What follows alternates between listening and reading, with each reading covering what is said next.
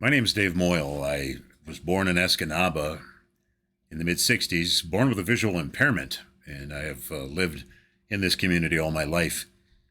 Growing up in the wonder years of the early 70s, going to elementary school, because of my visual impairment, I had difficulty really reading. And back in those days, they didn't understand the ramifications of the visual disorder on the educational process. And so I had a harder time in school, and it was very challenging. I think I got bullied as a kid, and it kind of shaped my outlook on things when I was a teenager.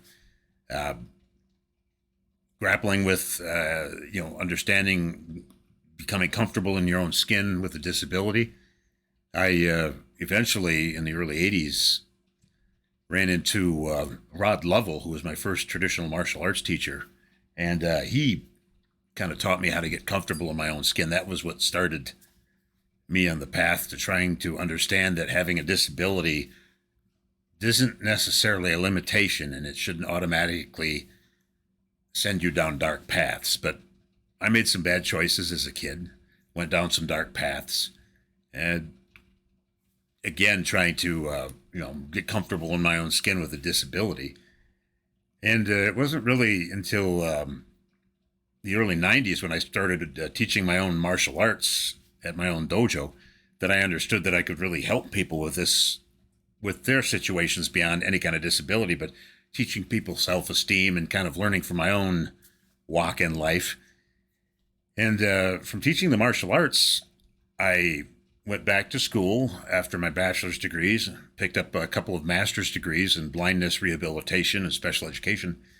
And it was there that I think that really put me on the fast track to understanding that you have to be comfortable in your own skin and understanding how to troubleshoot and really get through the challenges that life gives you. And I began working in the blind rehabilitation field with kids in public schools or in the private setting who had visual impairments based on the fact that I had a passion to try to help them kind of avoid what I went through. I took the hard road. I don't think I really had to. Had I pursued, hindsight's 2020. And really, being a teacher of the blind and visually impaired has been one of the most outstanding things in my life. Mark Twain once said, if you can make your vocation your vacation, you're going to be a wealthy person.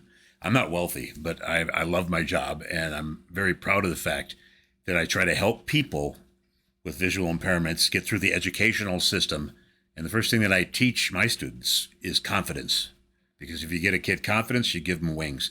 And really helping people at the base level of where they're at, trying to help them with their challenges, is what got me into politics, because I had a buddy of mine in right around the year 2000. I thought he was getting bullied by the local government. He had a business, and he was, in my opinion, being discriminated against. So I got into local politics at the city level to try to right that wrong. And I've been doing it ever since. In 2010, I ran for county commissioner, and I was elected, and I've been serving for 12 years ever since. People run for a political office for a couple of reasons. They want to try to be somebody, or they want to do something. And the greatest joy that I've had in all the challenges there are to trying to retain a seat as a county commissioner is helping people.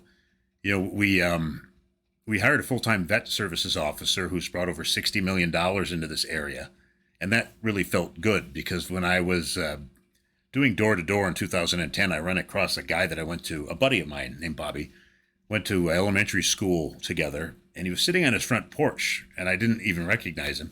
He had just come back from 3 tours in Iraq, and he was so strung out from PTSD and so just deflated about his experience fighting with the VA, trying to get medication. I listened to him for about a half hour. You're supposed to spend maybe 30 minutes at a door. Well, I sat and talked to Bob for a half hour, and I shook his hand, and I said, I don't know what I can do if I get elected, but I promise you I won't forget this, and I will do my damnedest to do something for you. Well, lo and behold, in 2014, we had the opportunity, thinking outside the box, to hire a full-time Dave, full-time veteran services officer. And he has touched the lives, being a veteran himself, and changed the lives of dozens and dozens of vets in Delta County. And it's something simple like that. Making the motion to establish the Child Advocacy Center and fighting for their funding is something that I'm very proud of. Helping people who can't really help themselves in their current situation and giving them confidence and giving them wings. That's what I'm the proudest of. I don't think that being a commissioner aggrandizes me to any level of power. And I think that those people are sorely misguided. And the power comes from helping people get through the challenges that they experience. And you can tell when somebody's in public service by how they treat others. It's a humble honor, I think, to serve the people of Delta County. And every time I've had a victory and been returned to my seat, I am very grateful. And I'm always reminded that this is the people's seat. It's not my seat. I don't own it. The people giveth and they taketh away. And I've been fortunate to have their trust for 12 years and trying to do it again. So a combination of growing up as a visual impairment led me to do the martial arts because of self-esteem, and that led me into blind rehabilitation and eventually politics. So the Dave Moyle story is interesting. It's never been boring.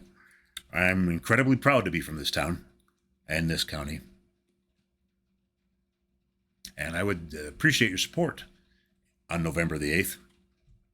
If you would return me back to your seat, I'll be the same transparent, honest guy that I guess I've always been.